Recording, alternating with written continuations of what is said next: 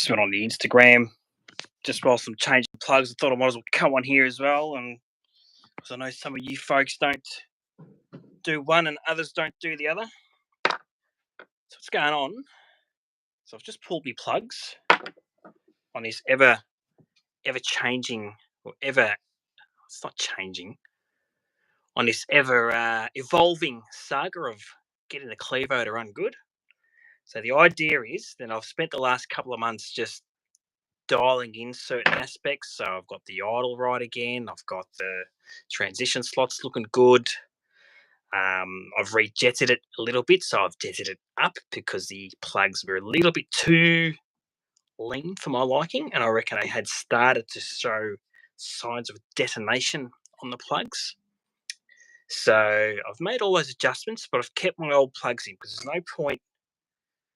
Well, let's face it, there's no point stuffing around with your carby and fouling them up and breaking the thing and having fuel leaks and all that sort of stuff that I'm good at, and having to put fresh plugs in every time. So I've just been cleaning them, but I think I'm at the point now where the car drives good, and I'm willing to take a punt with a new fresh set to see what it does when I cruise on it, basically. So I'm going to I've already put some new ones in. I've just got a few more left, and I'll see what the hell happens. So what's going on here? I've got a thing there, blah, blah, blah. All right. There we go. G'day if you just joined. I don't know if people wait until people join for these things, but here we are. We're just in a shed. It's piss cold here in Melbourne, and I'm just putting in fresh plugs. So I'm going from these things. Oh, and I've lost them already. Obviously, they didn't give a shit.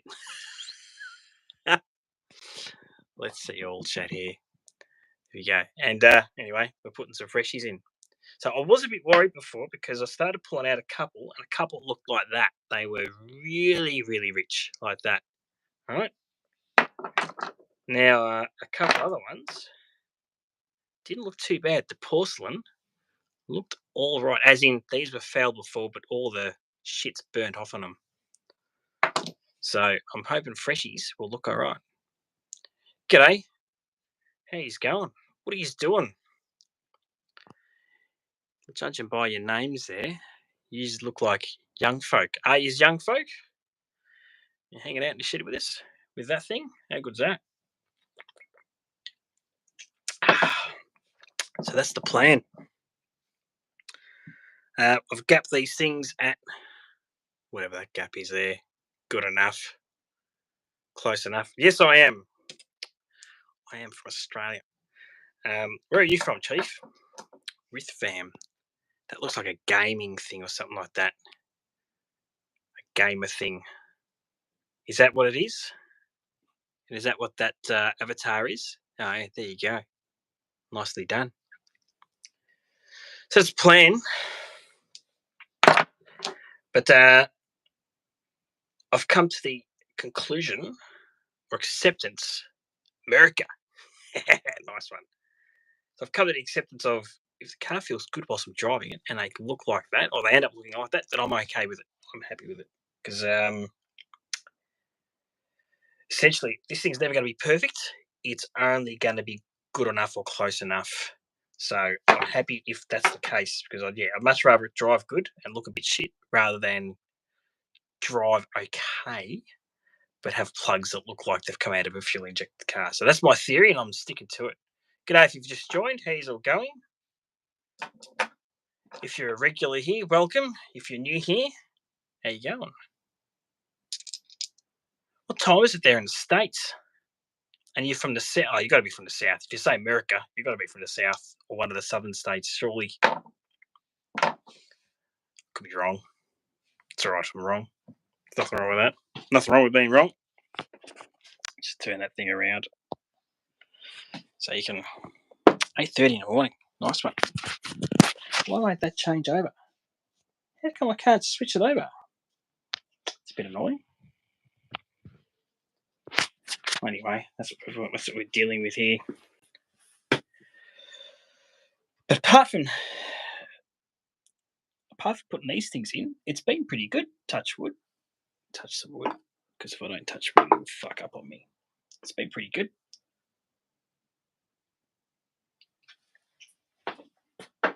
and it's winter here, so it means that basically anything I set during the summer probably not going to be right for winter because things change. Yeah, same. Late to work, no problem. Nice one. Yeah, it's 10:30 here too, mate. So you're on the eastern seaboard with fan. It's like me. So yeah, we'll see how it goes.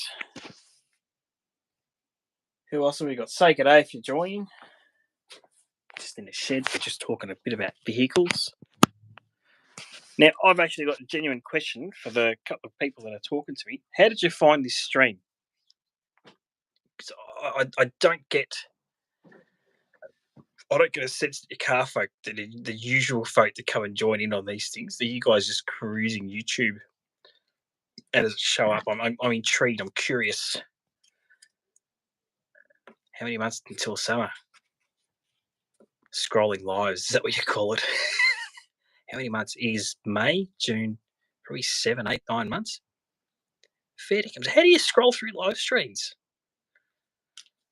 That's interesting. Is it like scrolling through stories on your other things and you can just scroll through? And what do people do? Tell me what's the most interesting thing you've seen people do on the live streams. I'm assuming there's a lot of like scantily clad Sheilas that just want your money for like a nip slip or something. That's what I'm assuming.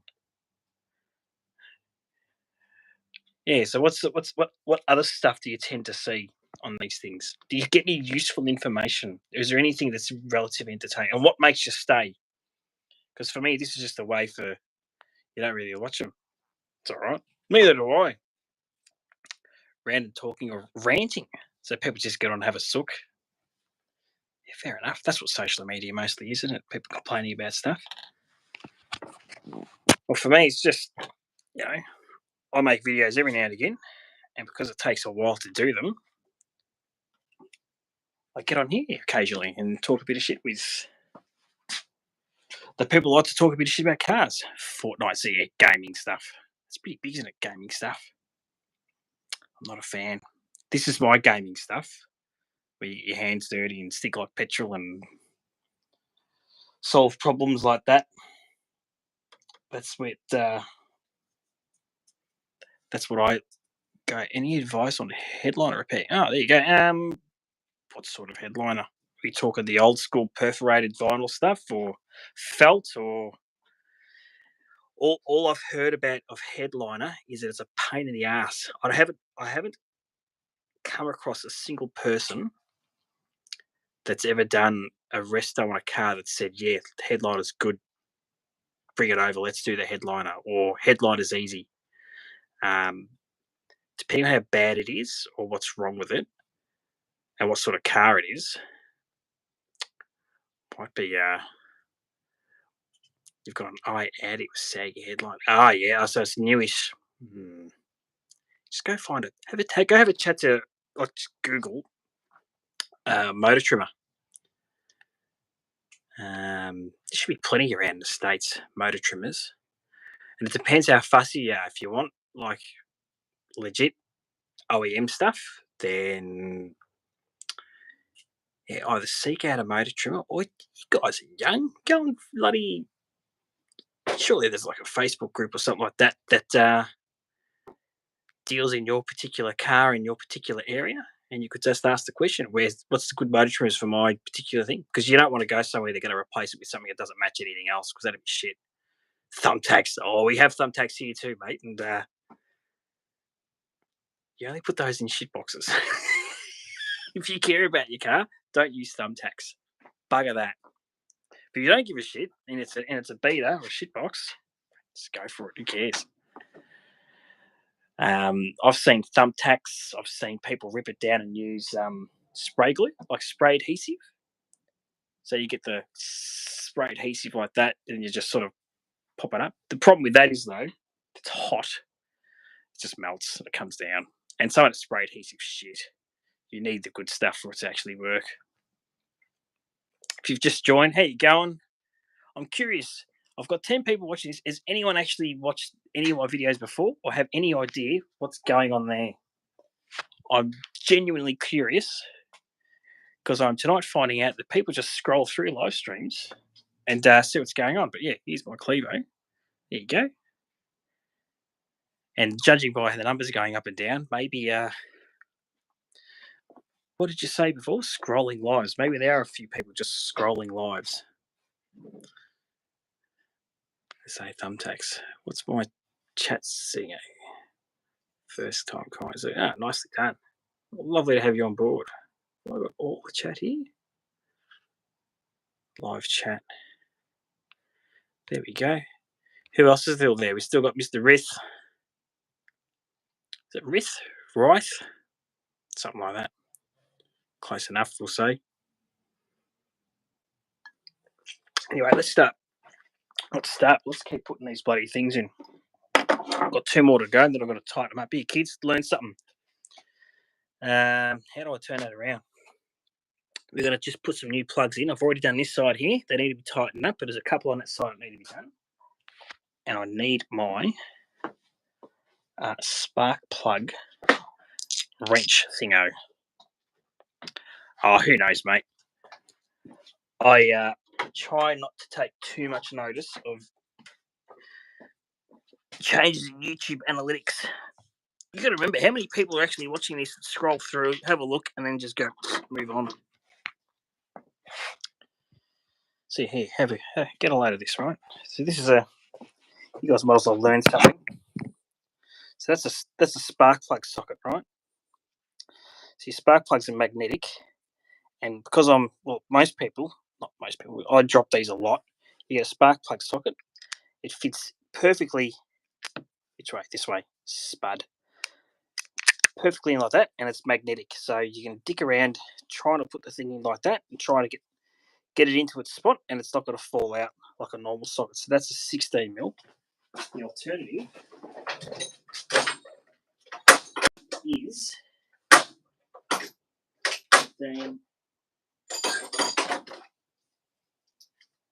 16. The alternative is a normal 16mm socket like that,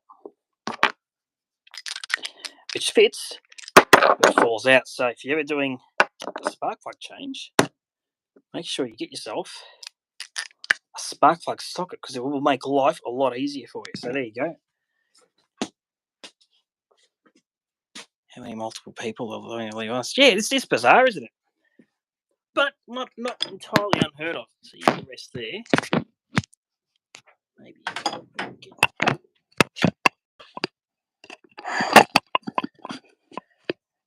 It's not unheard of. Weird analytical type stuff. You can remember how many people are actually on YouTube right now. There's probably millions. So it'd be a bit of a coincidence when people just jump on and jump off. So check this out. Ready? Bang. Having the right tools makes life easier. Where do you find good deals on vintage cars? Mate, I don't think there are good deals on vintage cars. It is my humble opinion that it is very, very hard to get into any old car at the moment. It's almost like you had to get in before things started to go stupid in price. Otherwise, it's a very, very expensive hobby. And the starting point's super expensive too. Like, I mean, shit, these sort of things are worth drug money now compared to what I paid for them. I've always wanted to flip one, do a minor flip. So I say, okay, here's something to take into consideration if you want to do a flip, right? Unless you have very good intimate knowledge of that particular car, make, model, etc., or can sort of feel your way around it when you're inspecting it, it is a risk. So you could look at something that looks good, then you get it home and work out there's problems. So you might pay something 10 grand for something you might be able to flip for 15 or 16 grand, but then you'll overcapitalize, and then it might be something that's not popular. So you got to make sure you get something that can just sell very, very quickly too. If you get something rare and cool and special, or high mileage European or something like that that doesn't have a broad appeal, then you might actually be stuck with something for a long time.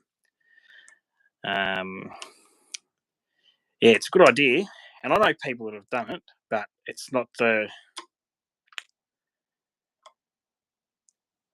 If it was easy, there'd be more people that would be doing it.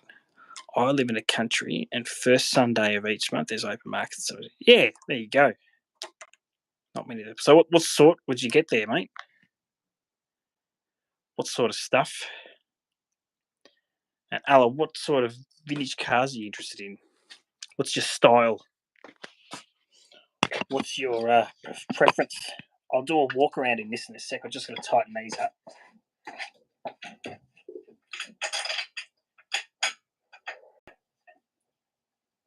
You never over tighten either. 1, 2, 3, 4.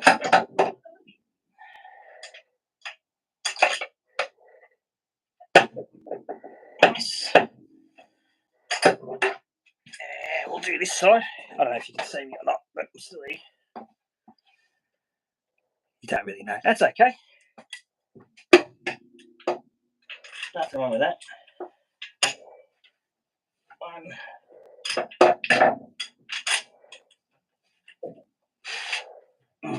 2.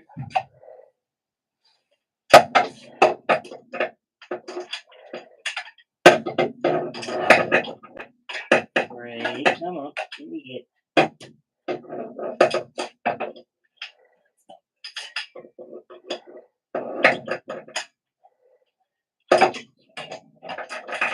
4.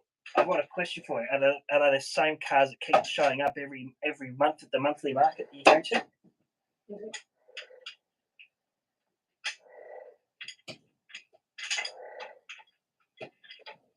It's like a house or something. Like if you see something's been for sale for a long time, it's either no one knows about it or no one cares about it,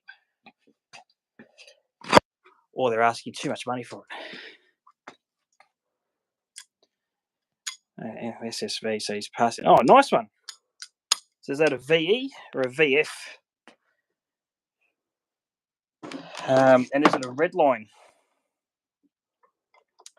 I had a VE Calais, actually, so not to distract you from this conversation, but you can see, if you go to my channel after this stream finishes, you can see my old VE Calais V8.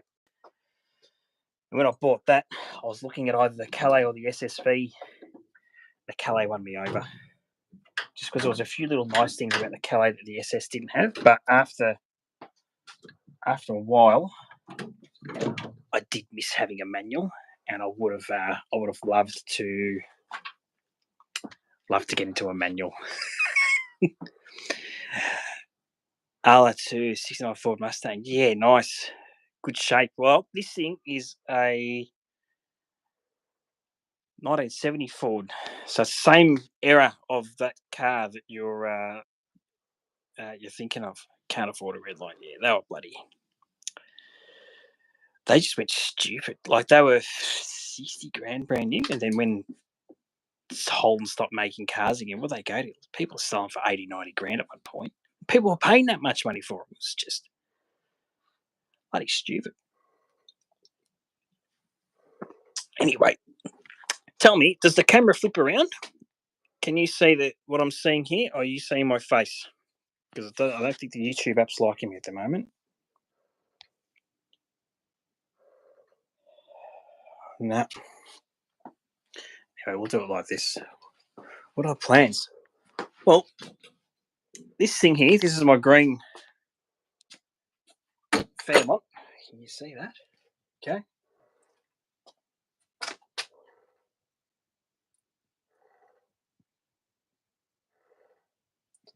It goes back to your face. Yeah, I think the app's fucked. So yeah, this is my green Fairmont. It's got a Cleveland V8 in it. It's from 1970. And I've had it 10 years. Yeah, 10 years this year. The plans are, mate, I just want to get the thing running good.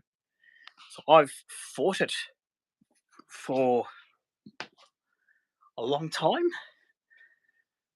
So when the car's, here you go, learn something new. So if you guys are here just because you're going to learn some car stuff. So I've been playing with the carby. So that's a carby there. That's the old carby that was on this car, and it's got a newer one on it now. It's been on for a long time, but I haven't had it quite dialed in. So the carby basically delivers the fuel to the engine in an old car, and you can play with how much fuel and how much air it gives by playing with things such as jets and other stuff that live inside the carby. And I've been doing that, and I document it on this channel.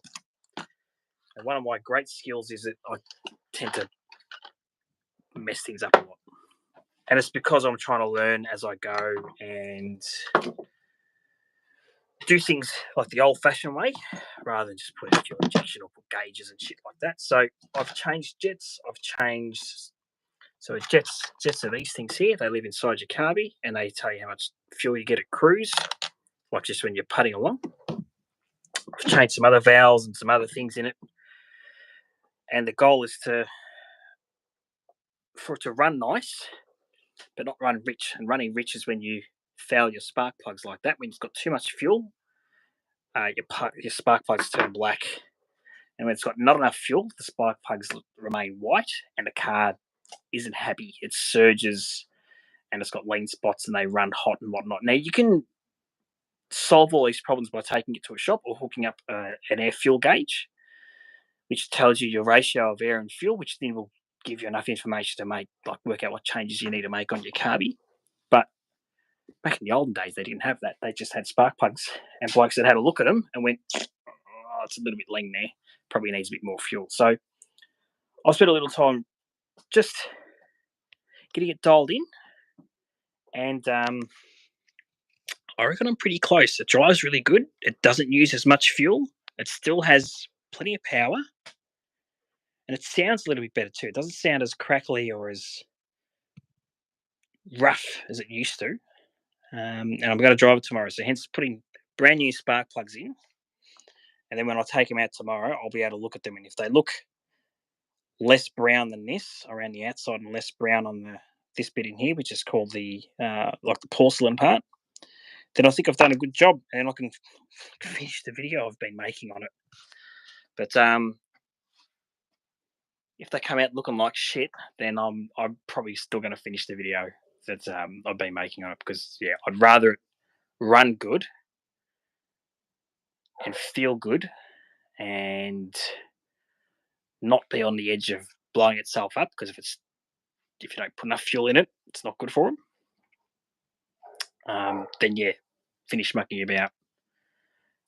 Then continue mucking about trying to get it perfect, because you're never going to get something like this perfect. With a fuel injected car, it'll just deliver what the computer tells it to deliver, whereas the engine sort of takes what it wants around the parameters of what you put in your carby. So you can do lots of things on these. You can mess with your timing. So this is your distributor.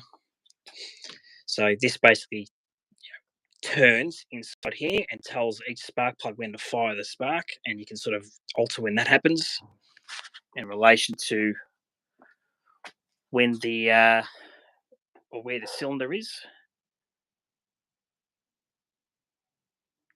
And hang on, I see people have the say equals ban, and then it comes before the third.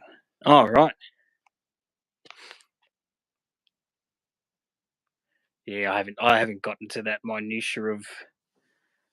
We've probably pitched at different audiences. The folks that are watching and having those videos where people have a crack at each other versus this stuff, probably a little bit different. So that's the plan this year. That's all I want to do, is just get it run nice, and so I can drive in it and take the young'un out and cruise it. Because when it doesn't run good, you don't want to drive it, and when you don't want to drive it, they just sit there and gather dust. So this year's been good. You have a look at it from the back. It's a nice green. Sits on its ass. It's got the Venetian. Where are we? Venetian blind. It's got a decent set of wheels on it. So they're not your factory wheels. And it sounds really good. I think it sounds really good. Some people don't, but I do. It sounds old school. No crackles and farts and that sort of shit in these things. You have a look inside. So there's your old school steering wheel and gauges and vinyl seats. No air conditioning. No vents. Oh, there are vents. Yeah, there's no technology in this at all. We've got a Bluetooth radio, but there's just nothing. It's basically you, the steering wheel, and some old-fashioned gauges. And these wind-up windows. Which is funny. How many people get a kick out of this? Alright. Because how many cars do you see now that have got wind-up windows? None. They're all electric. When I was a kid, when you got a car with electric windows, it was amazing. Yeah, that's just so bloody common. When people see this for the first time, they go, wow, you got to wind it? It's pretty funny. So there you go. Yeah, cheers. So yeah, there's other, like, yeah, if you're bored after this and want to see some stuff that I've done on it, you just have a look through the channel. I've got plenty of vids on this. Lots of videos. Some vids on the Calais, the VE. So, you know, when you get your dad's car, there's a few bits of advice you can take from the VE on some things that are good, some things that are bad.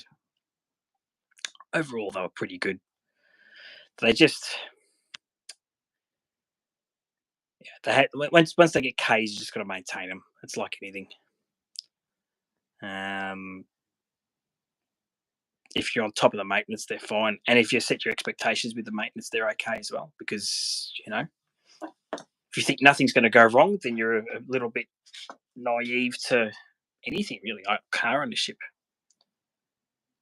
But if you accept stuff will go wrong and you budget for it, especially if it's a V8, and those V8s can do lifters, they can do transmissions, they can do all sorts of things if they're not looked after.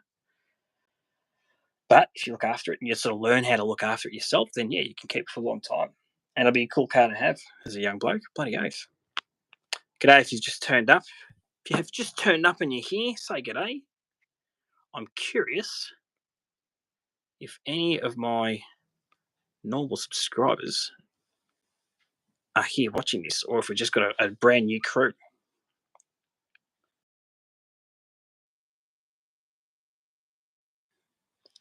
Very, very curious.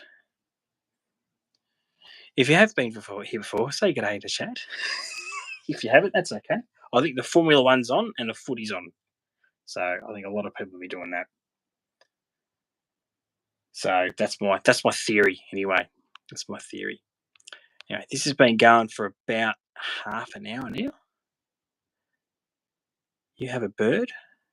Do I have a bird? As in Sheila? John, g'day, John. If that's what you mean, if I've got a bird, yeah, I'm married and I've got a little bloke. I think that's what you mean. G'day, John. Cheers. Don't know what else to say after this, but yeah, I hope that these plugs are going to tell me the story that I want, which is it's not too fat and it's not too lean, and I'll take it. If it's not too fat and not too lean, then I'm going to leave it the fuck alone and just let it go and drive it, because it drove horribly before playing with any of this stuff. Once I'm kind of, that's it. Cheers, John, for saying something, because it's been, yeah, the two other blokes in here have been holding up the chat. Doing beautifully though, and they've learned a few things, which is good. But yeah, I just took these plugs out, so I've been oh no, yeah, no, that makes sense. Yeah, I'm married, mate. Yeah, Bird, yeah, you're right. Bird, Sheila, Miss O.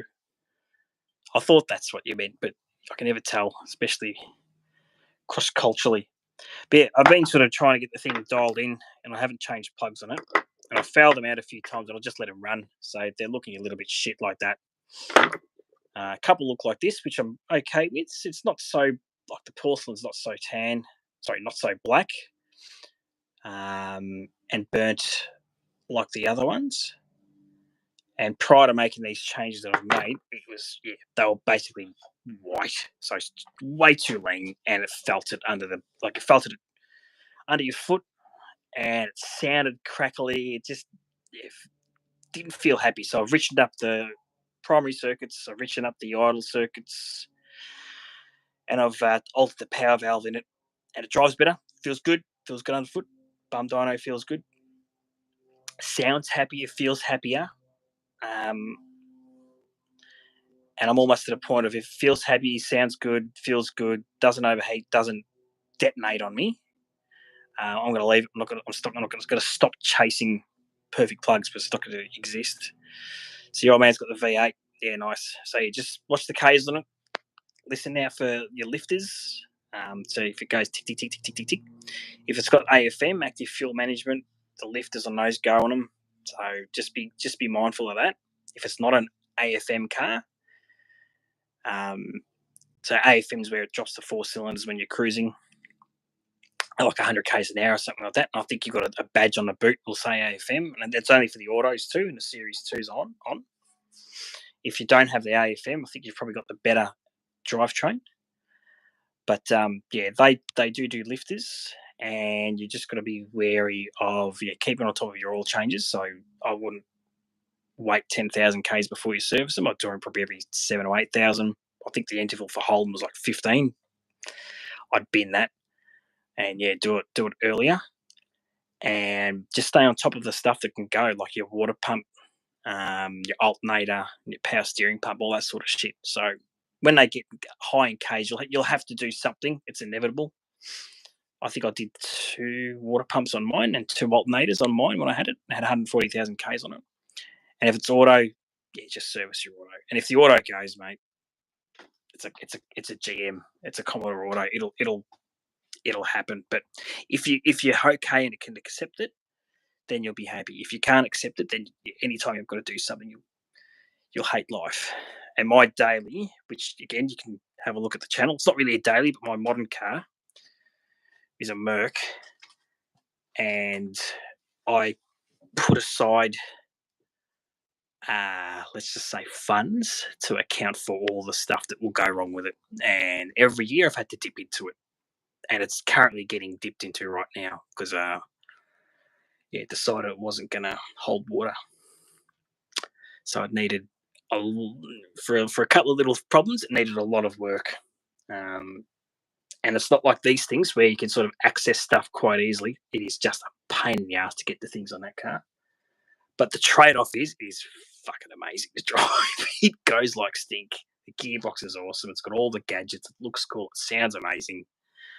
And when you're sort of in it, you forget about how much it costs you to keep on the road. But yeah, every now and again when it shits itself and gives you a big middle finger, you're just going, oh, you bastard. The Calais wasn't like that. The Holden was nice, way more boring, less special, but far more forgiving when things went wrong. Like far more forgiving. Nothing was going to cost you $1 million to go get repairs. Anyway, what we got there? Abusing MST, check the spark plug gap there.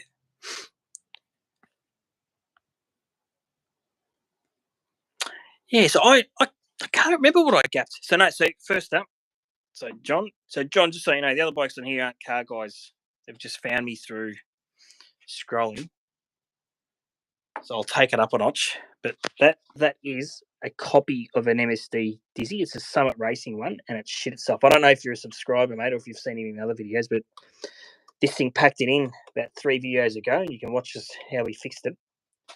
I want to get a nice ignition system for it. It's down the road, actually. It's in Melbourne. The guy's making it one of the best. It's either that or your damn MSD job. But yeah, I'm not willing to spend the money on it until I can kind of get it running good as it is. But yeah, I gapped them at.